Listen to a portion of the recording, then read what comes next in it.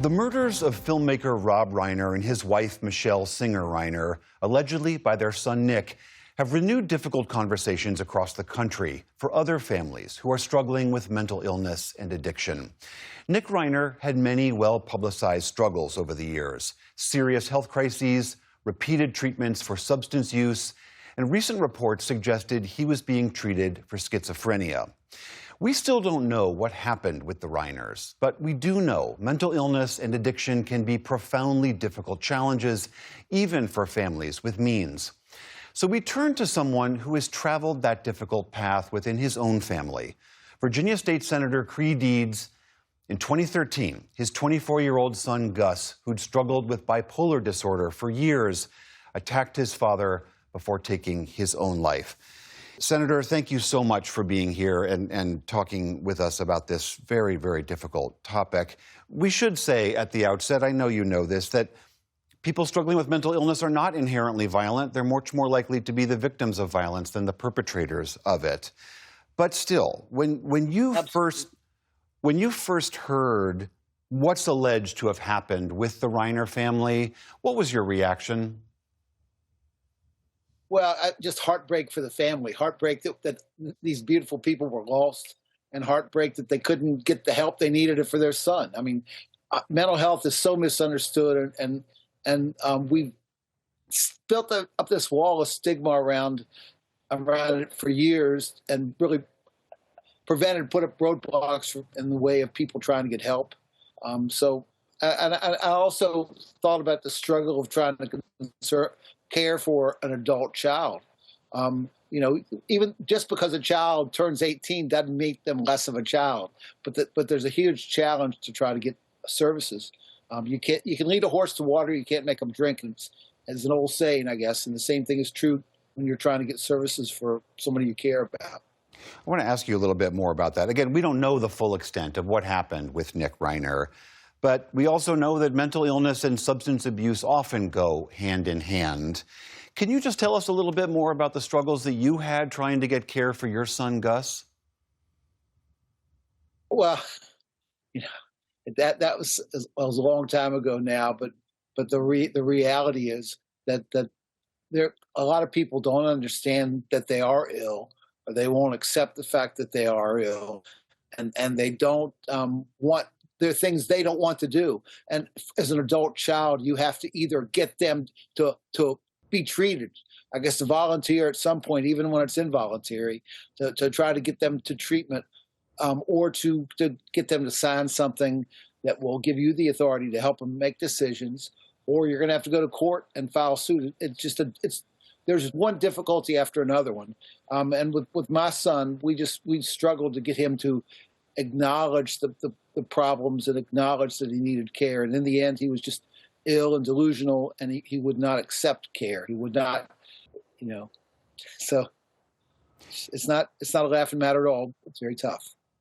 And you're saying that once a person turns 18 legally, for all sorts of medical privacy and autonomy reasons, you as a parent don't have autonomy over them anymore. That's absolutely true. I mean, in fact, lots of cases under federal law and state law, once they turn 14, they have certain amount of independence. They don't have to be treated, have to receive the treatment you prescribe for them. You think they need. I think that they need. I wanted my son to receive care. I did the best I could to get him to a place where he could receive that care, and he refused, and that's often the case. After your family's tragedy, you were part of a commission in Virginia to look at the gaps in mental health care. That was over a decade ago.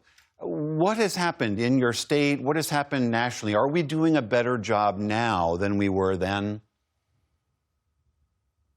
We're doing a better job, but the reality is we for so long neglected the issue that we still have so much work to do. When I was in the hospital for several days after my son's situation, after he attacked me and then he died, I was in the hospital and I was just scheming up. I was in the fortunate position of being in the General Assembly, so I was going to be able to to make some change, or I hope to make change. I had lots of questions, but I had quite more questions than answers.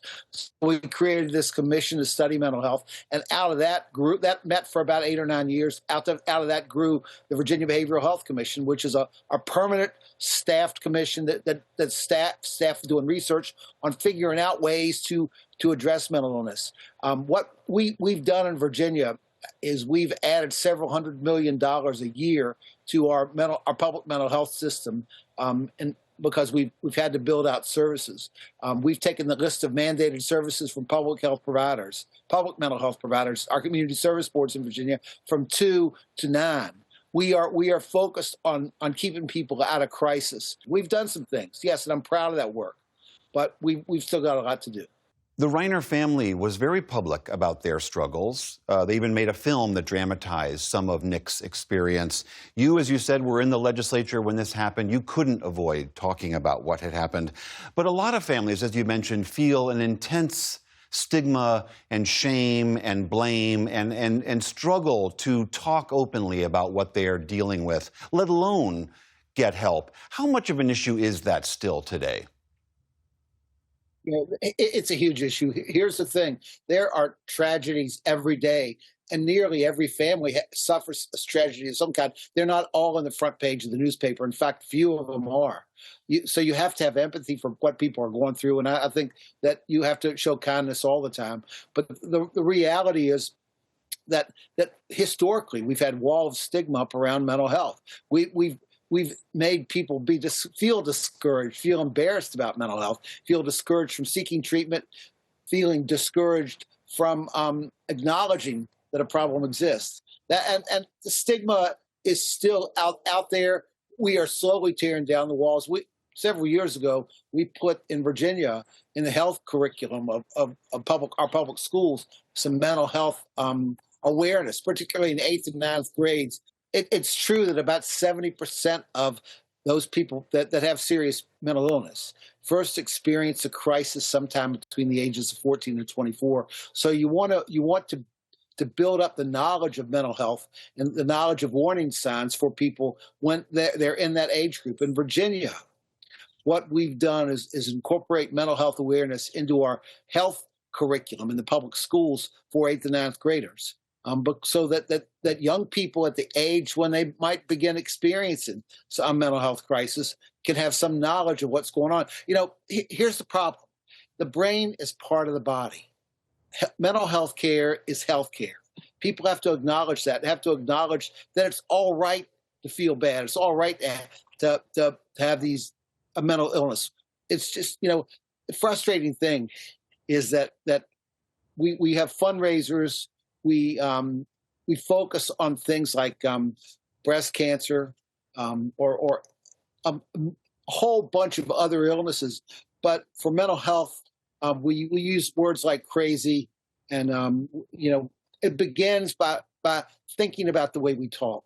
Thinking about the way we talk. We can tear down the walls of stigma ourselves. We just have to focus on trying to make sure that people can get the treatment they need and can get well in their communities. That is Virginia State Senator Creigh Deeds. Senator, thank you so much for taking the time. Really appreciate your insights. Thank you so much. Yep. Bye-bye.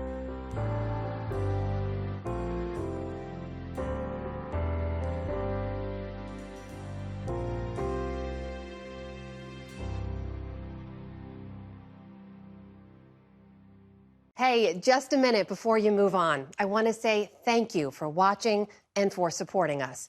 It's you, all of our viewers, our readers, and our listeners who make everything that we do possible. So thank you from everyone here at PBS News. Support journalism you trust. Support PBS News. Donate now, or even better, start a monthly contribution today.